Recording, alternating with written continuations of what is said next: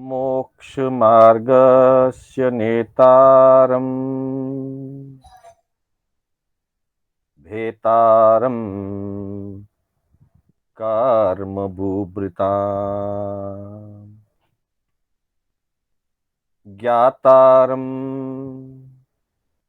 विश्वतत्त्वानाम्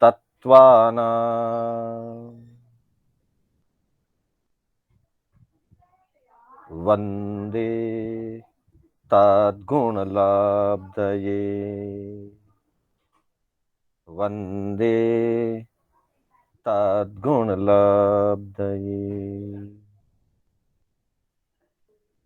अनंत उपकारी चरम तीर्थंकर श्रमण भगवान महावीर को वंदन। प्रभु की परंपरा में विचरण करने वाले परम आदरणीय परम उपकारी समस्त चारित्र आत्माओं को वंदन। धर्म प्रेमी बंधुओं, सुशील माताओं एवं बहनों, श्री कर्नाटक जैन स्वाध्याय संघ बेंगलोर के तत्वावधान में आयोजित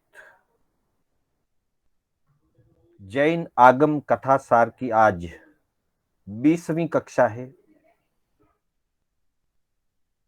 और इस कक्षा में आज ज्ञाता धर्म कथांग सूत्र के प्रथम श्रुत स्कंद के अंतिम अध्ययन की हम चर्चा करने जा रहे हैं। मुझे यह कहते हुए परम संतोष की अनुभूति हो रही है कि एक क्रम हमने शुरू किया ज्ञाता धर्म कथांग सूत्र के माध्यम से और हम उसके प्रथम श्रुत स्कंद की आज पूर्णता तक पहुंच रहे हैं। आप सभी का सहकार और सहयोग अनुकूल रहा। आज के इस अध्ययन में मुख्य रूप से जिस लक्ष्य की तरफ प्रभु ने हमें संदेश फरमाया है वो ये है कि साधक को सदा जागरूक रहना है। अगर जागरूकता में कमी आती है तो प्रमाद जुड़ जाता है और प्रमाद के आते ही पतन की शुरुआत होती है। अप्रमाद से उत्थान का शुभारंभ होता है और प्रमाद से पतन की प्रक्रिया चालू हो जाती है। इस 19वें अध्ययन में जिसका नाम पुंडरीय है, पुंडरीक, इस अध्ययन से यही प्रभु ने शिक्षा दी है। उत्थान से कैसे व्यक्ति पतन की ओर आ जाता है और जागरूक बने तो पतन में जा रहा भी उत्थान की तरफ आगे बढ़ सकता है।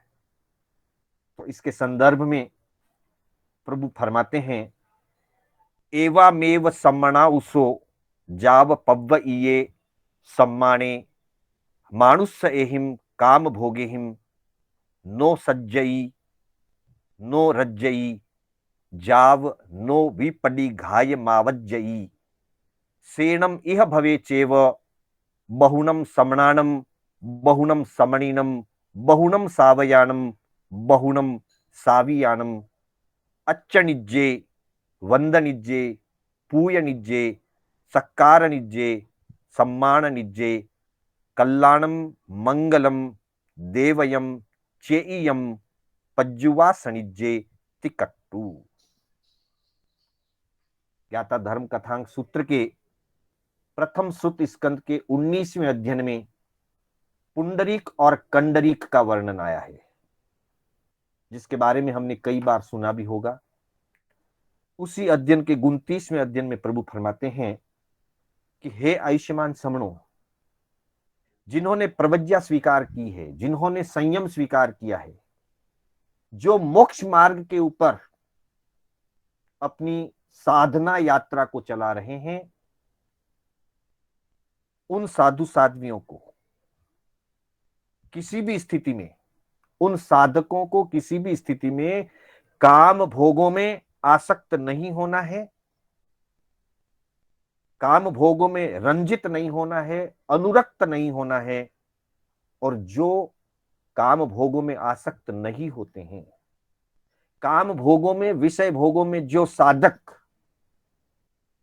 मोहित नहीं होते हैं, वे किसी भी प्रकार की बाधाओं में,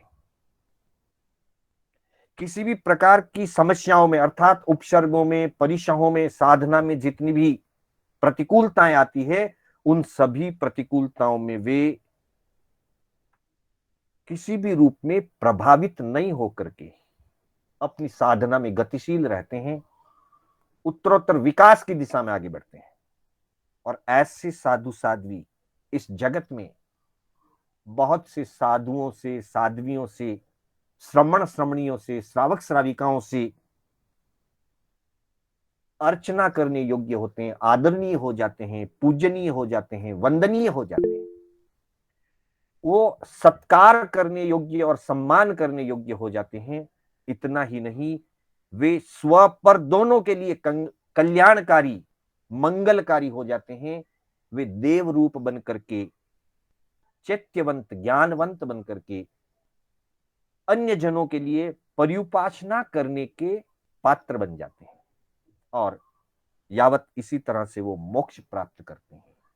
लेकिन अगर कोई इसमें साधना करता हुआ, संयम यात्रा में आगे बढ़ता हुआ, किसी भी कारण से, किसी भी प्रकार के विषय भोगों में, इंद्रिय विषयों में, इच्छाओं और कामनाओं में अगर उलझ जाता है और प्रमादी बन जाता है, तब वह संसार परिभ्रमण करता है, अपना पतन कर लेता है। इसी बात को उपनय गाथाओं में पूरे अध्ययन का सार बताते हुए कहा कि वास सहस्रमपि जयी काउनम संयमम सुविउलमपि अंते किलिट्ठ भावो न विसुज्जई कंडरी व अपेणवी कालेन केई जहा गह्य शील सामन्ना साहिंती नियज कज्जम पुंडरीय महाऋषिव जहा। पुंडरीक और कंडरीक दो भाई होते हैं, उसकी कथा हम अभी पूरी तरह से जानेंगे। पर यहां संकेत यह किया गया है कि वर्षों तक साधना करने वाला भी, वर्षों तक चारित्र धर्म की पालना करने वाला भी, अगर कभी अंत में, आखिर में, अगर उस साधना को पूर्णता तक नहीं ले जाता है, बीच में ही उसके क्लिष्ट भाव आ जाते हैं, मलिनता आ जाती है, प्रमाद के वशीभूत होकर के, विषय विकारों के वशीभूत होकर के अपने लिए हुए व्रतों को, महाव्रतों को दूषित कर देता है, तो वह साधक अपने आचार मार्ग से गिर जाता है, पतित हो जाता है। जैसे कंडरीक हुआ, उसकी पूर्ण विशुद्धि नहीं हो सकती, पालन किया हुआ व्यर्थ नहीं जाएगा, लेकिन उसकी पूर्ण विशुद्धि नहीं हो सकती। वहीं दूसरी तरफ अल्पकाल के लिए भी, आगू में आता है पच्छावीते पयाया, कोई व्यक्ति पिछली अवस्था में भी अगर संयम पर्याय को स्वीकार करते हैं, तब भी थोड़े काल की साधना से भी वो देवगति को प्राप्त कर सकते हैं। तो इसके लिए कहा कि अपेण भी कालेण, अल्पकाल के लिए भी कई आत्माएं संयम धर्म का पालन करती है, अपने लिए हुए शील और व्रतों का भली भांति पालन करती है, तो वह पुंडरीक की तरह अपना कार्य, अपना लक्ष्य, अपने जीवन की सफलता को प्राप्त कर लेते हैं। इस तरह से इसमें कहां उत्थान से पतन हो सकता है और कहां पतन होने वाला जीव भी पतित से भी ऊपर उठ करके वो अपना उत्थान कर सकता है, इस उत्थान पतन की गाथा को इस अध्ययन में बहुत अच्छी तरह से समझाया गया है। प्रभु फरमाते हैं कि किसी समय में महाविदेश क्षेत्र के अंतर्गत यह जो पुंडरीक और कंडरीक की कथा हम कई बार सुनते हैं, जो 19वें अध्ययन में ज्ञाता धर्म कथांक सूत्र के प्रथम सूत्र स्कंद में बताई गई है, उसका प्रारंभ, वह गाथा, उन दो भाइयों की गाथा महाविदेश क्षेत्र के पूर्वी भाग की पुष्कलावती विजय की पुंडरीकनी नगरी की ये गाथा है। पुंडरीकनी नाम की नगरी, वहां राजा महापद्म राज्य करते थे और महापद्म राजा के दो पुत्र होते हैं, एक का नाम पुंडरीक और दूसरे का नाम कंडरीक। राजा अपने परिवार को और अपने राज्य को सुव्यवस्थित ढंग से संचालित करते हुए न्याय नीति पूर्वक प्रजा की सेवा करते हुए अपने कर्तव्य का पालन करते रहते हैं। ऐसे जीव राज्य में, सत्ता में आसक्त नहीं होते हैं। किसी समय वहां पर धर्मघोष आचार्य का पधारना हुआ। आचार्य धर्मघोष से धर्म श्रवण करके संसार की असारता को समझकर महापद्म राजा दीक्षित हो जाते हैं, लंबे काल तक साधना करते हैं और अंततः वो सिद्धि गति को, मोक्ष को प्राप्त करते हैं। दीक्षा स्वीकार करने से पहले वे अपने पुत्र पुंडरीक का राज्याभिषेक कर देते हैं। पुंडरीक राजा बनता है, महापद्म दीक्षित हो जाते हैं, साधना करके, तपश्चर्या करके यावत वो मोक्ष को प्राप्त होते हैं। फिर पुंडरीक अपने राज्य का संचालन करते हैं। किसी समय पुनः वहां महापुरुषों का पधारना होता है, स्थविर मुनिराजों का पधारना होता है। स्थविर महापुरुषों का प्रवचन सुन करके कंडरीक को भी वैराग्य भाव प्रकट होता है। कंडरीक अपनी भावना अपने भ्राता जो राजा भी थे पुंडरीक राजा के सामने अपनी भावना व्यक्त करते हैं कि मैं दीक्षा लेना चाहता हूं।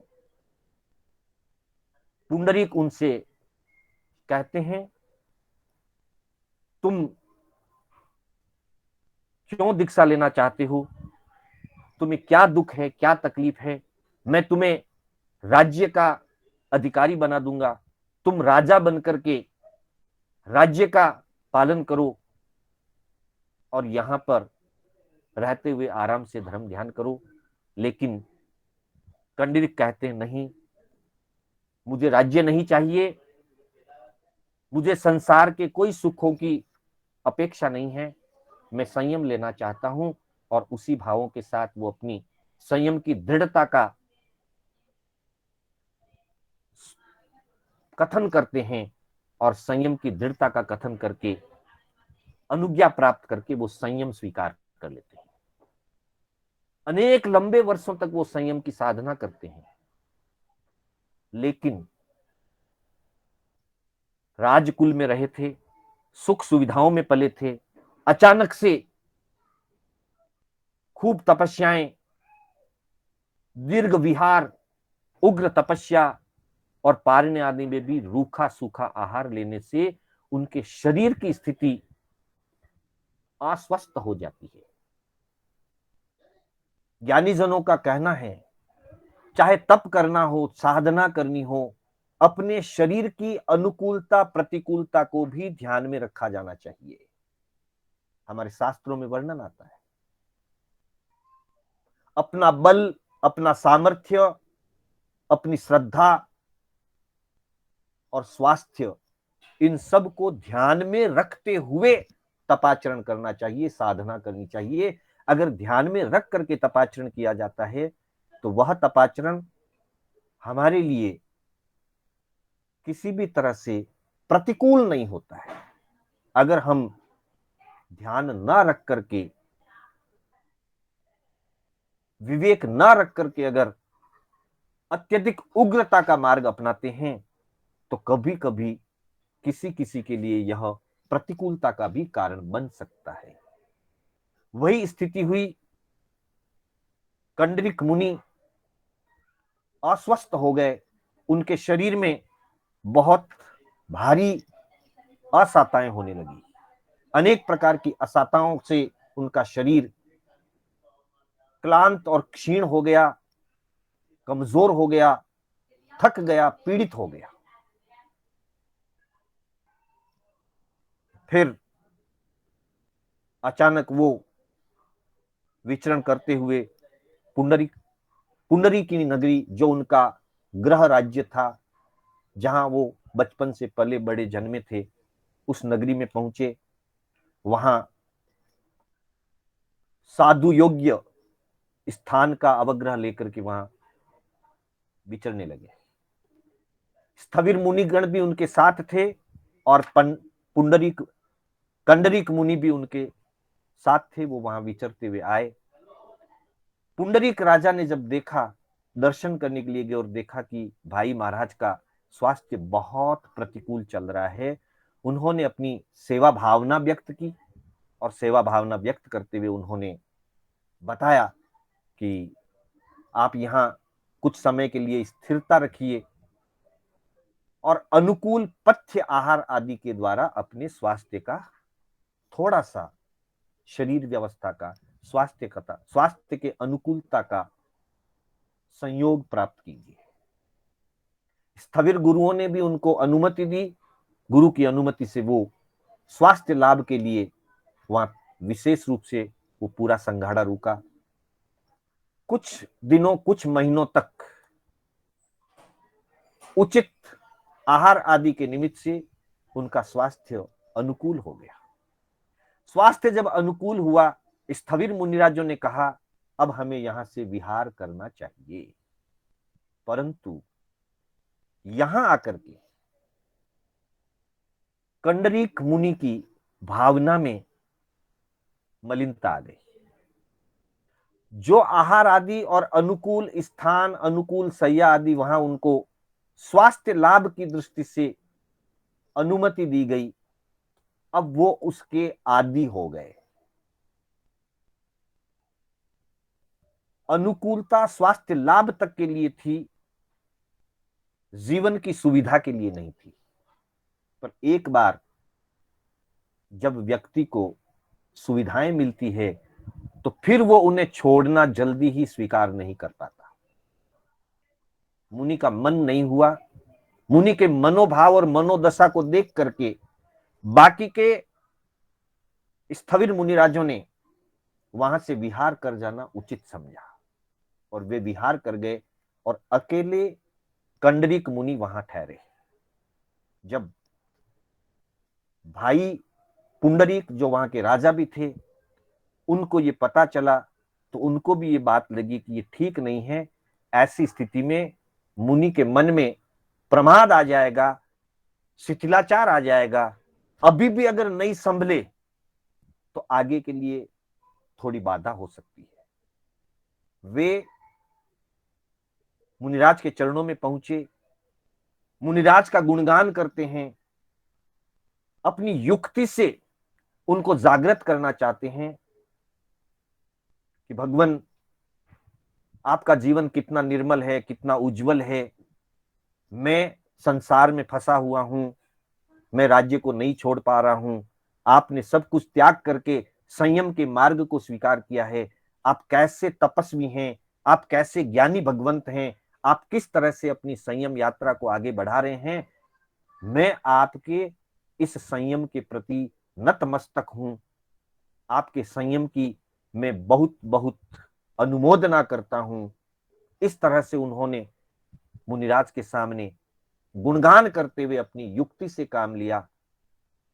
मुनिराज को लगा ये जो कह रहे हैं मैं ऐसे नहीं चल रहा हूं, मुझे इस पर ध्यान देना चाहिए। हालांकि उनको ये बातें इतनी रुचिकर नहीं लगी, पर फिर भी लाज शर्म के नाते उन्होंने वहां से विहार कर दिया।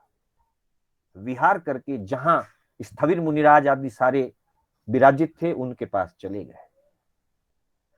अब उन्होंने लाज शर्म के नाते स्थान तो बदल लिया, लेकिन अंतर की मनोभावनाएं उनकी प्रमाद की तरफ ही जा रही है।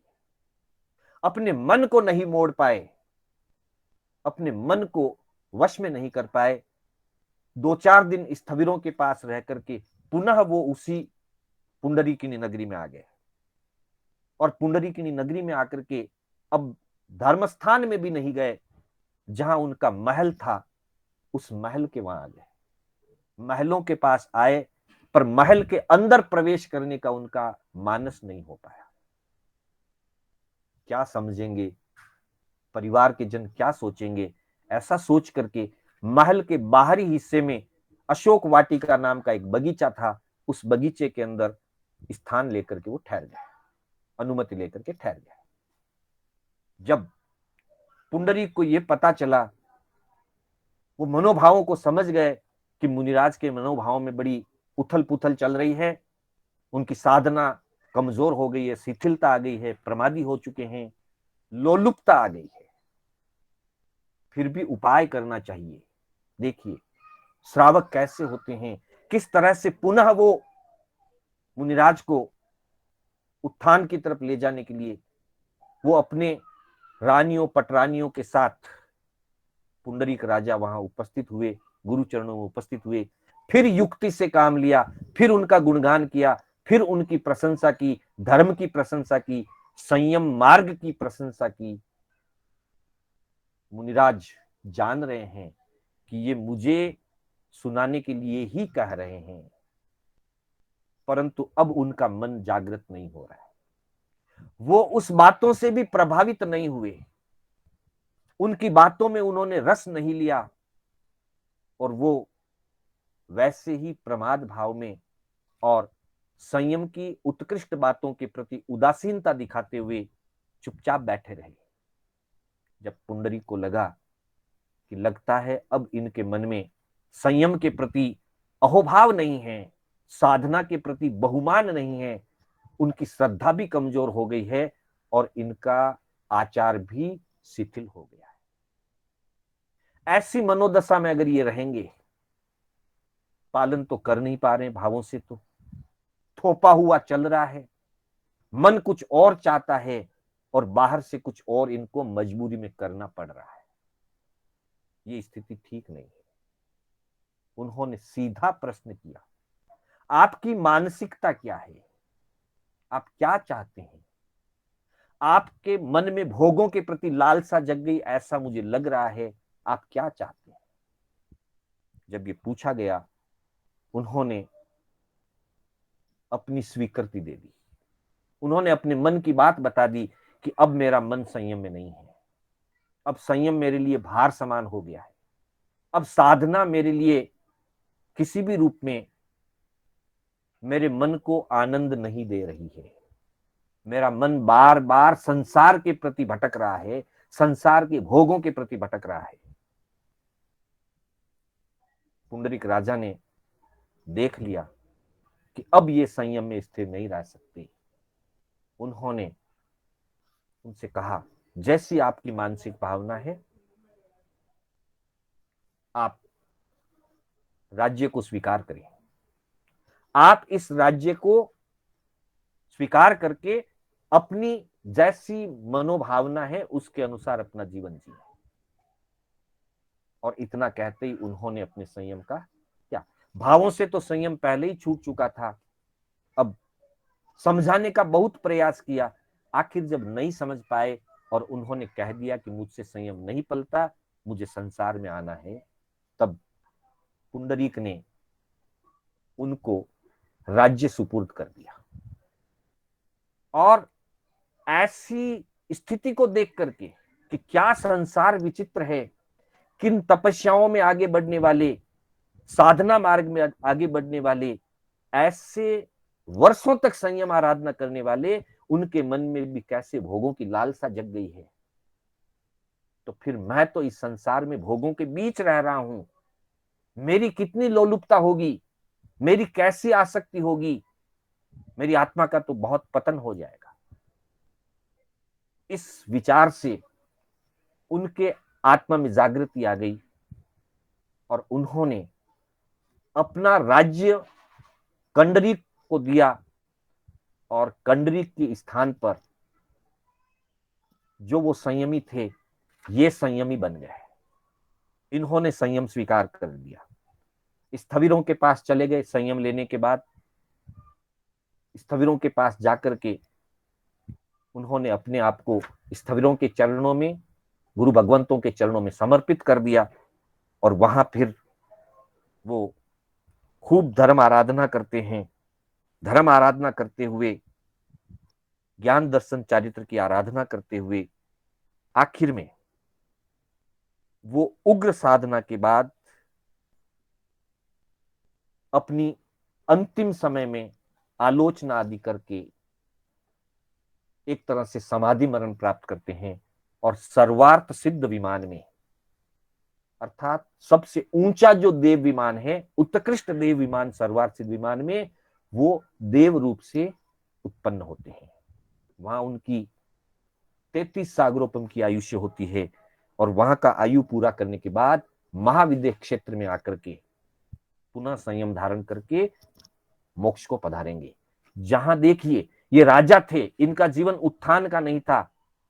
राज्य में भोग भी होता है, सत्ता भी होती है, कभी युद्ध भी होते हैं। वो पतन के मार्ग पर थे, लेकिन एक निमित्त से उन्होंने अपने आप को उत्थान के मार्ग की ओर ले लिया और साधना करके, संयम पालन करके सर्वार्थ सिद्ध विमान तक पहुंचे और आगामी भाव में मनुष्य बनकर के मोक्ष पधार जाएंगे। दूसरी तरफ कंडरीक, जिन्होंने कितने ही लंबे समय तक संयम किया, पालन किया, साधना की, तपस्याएं की, लेकिन आखिर में प्रमाद दशा आ गई। और जैसे ही प्रमाद दशा आई, वो अपने आप को ऊपर नहीं उठा सके और संयम से पतित होकर के पुनः संसार में आ गए। जब संसार में आए, राज्य में आए, तो उनको लगा कि इतने लंबे समय से मैं भोगों से वंचित रहा, उत्कृष्ट आहार पानी से, रस युक्त भोजन से मैं वंचित रहा। तो वे उन चीजों के प्रति बहुत ही गृद्धि भाव से, जैसे बंधन से छूटा व्यक्ति टूट पड़ता है, उस तरह से वो अपने भोगों के प्रति और इंद्रिय विषयों को और आहार आदि की लोलुपता में बहुत गहराई तक उलझ गए। इतने उलझे कि फिर शरीर इतने सालों से इन चीजों का आदि नहीं था, तपस्याओं का आदि था। ये चीजें फिर उनके लिए आपत्तिकारी हो गई, फिर इनके लिए ये चीजें पीड़ादायक हो गई। थोड़े ही काल में शरीर में फिर बीमारियां उत्पन्न हुई और आर्त ध्यान करते हुए आयुष्य पूरा हुआ। आयुष्य पूरा करके ये भी 33 सागरोपम की स्थिति में अनुत्तर नरकावास में उत्पन्न हुए। कहा? पुंडरीक मुनि 33 सागरोपम की स्थिति में अनुत्तर देव विमान में उत्पन्न हुए थे, और ये 7वीं नरक के अनुत्तर नरकावास में 33 सागरोपम की स्थिति उत्पन्न हुए।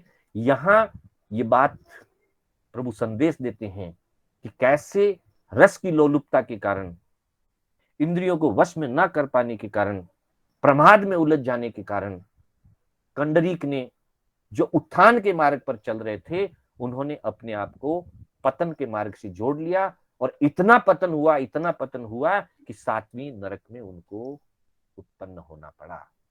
प्रभु फरमाते हैं कि हमेशा उत्थान के मार्ग की तरफ आगे बढ़ना चाहिए। प्रमाद और विषय भोगों से दूर रह करके साधक को हमेशा साधना मार्ग में आगे बढ़ना चाहिए। उसी से आत्मकल्याण और जीवन का मंगल होता है। इन्हीं भावनाओं के साथ मैं अपने शब्दों को विराम देना चाहूंगा। मेरे बोलने में कोई स्खलना हुई हो अथवा जिन्नाज्ञा विपरीत कथन हुआ हो, तो उसके लिए बारंबार मिच्छामि दुक्कडम। पुनः एक बार आप सभी का हार्दिक आभार। परम संतोष की बात है, परम हर्ष की बात है कि ज्ञाता धर्म कथांक सूत्र के प्रथम सूत्र स्कंद के 19 अध्ययनों का हमने संक्षिप्त में ही सही लेकिन परिचय प्राप्त किया। अब हम उसको धर्म ग्रंथ के माध्यम से, आगम के माध्यम से विस्तार पूर्वक भी पढ़ सकते हैं। एक बार हमें इसका कम से कम परिचय मिल गया तो यह आज प्रथम सूत्र स्कंद संपूर्ण होता है। एक सूचना के साथ, अगली कक्षा सोमवार को होगी और सोमवार को फिर हम एक नए स्वाध्यायी को लेकर के फिर उपस्थित होंगे। और संभवतः अगली कक्षा प्रकाश चंद जी दलाल, अपने युवा स्वाध्यायी प्रकाश जी दलाल के द्वारा अगली कक्षा का प्रस्तुतिकरण रहेगा, और वो प्रस्तुतिकरण सोमवार को रहेगा। मंगलवार को फिर हम अपनी यथावत गति को आगे बढ़ाएंगे। दूसरे सूत्र स्कंद की हम चर्चा मंगलवार की क्लास में करेंगे। पुनः एक बार सभी का हार्दिक आभार, सादर जय जिनेन्द्र। और मेरे कोई भी इन सभी कक्षाओं में कोई भी स्खलन न हुई हो तो उसके लिए मिच्छामि दुक्कडम। मंगल पाठ के साथ हमारी कक्षा विराम लेगी। गुरुदेव की आज्ञा से, बड़े श्रावकों की आज्ञा से, चतारि मंगलम अरिहंता मंगलम सिद्धा मंगलम साहू मंगलम केवली पनत्तो धम्मो मंगलम। चत्तारि लोगुत्तमा अरिहंता लोगुत्तमा सिद्धा लोगुत्तमा साहू लोगुत्तमा केवली पनत्तो धम्मो लोगुत्तमो। चत्तारि शरणं पवज्जामि अरिहंते शरणं पवज्जामि सिद्धे शरणं पवज्जामि साहू शरणं पवज्जामि केवली पनत्तम धम्मम शरणं पवज्जामि। अरिहंतों का शरणा, सिद्धों का शरणा, साधु जी का शरणा, केवली परुपित दया धर्म का शरणा। चार शरणा दुर्गति हरना और न शरणा कोई, जो भव्य प्राणी आदरे तो अक्षय अमर पद होय। श्रवण भगवान महावीर स्वामी की जय, समस्त चारित्रात्माओं की जय। सभी से सादर जय जिनेन्द्र। जय जिनेन्द्र मास्टर जी। जय जय जिनेन्द्र। जिनेन्द्र। जय जिनेन्द्र। जय जिनेन्द्र।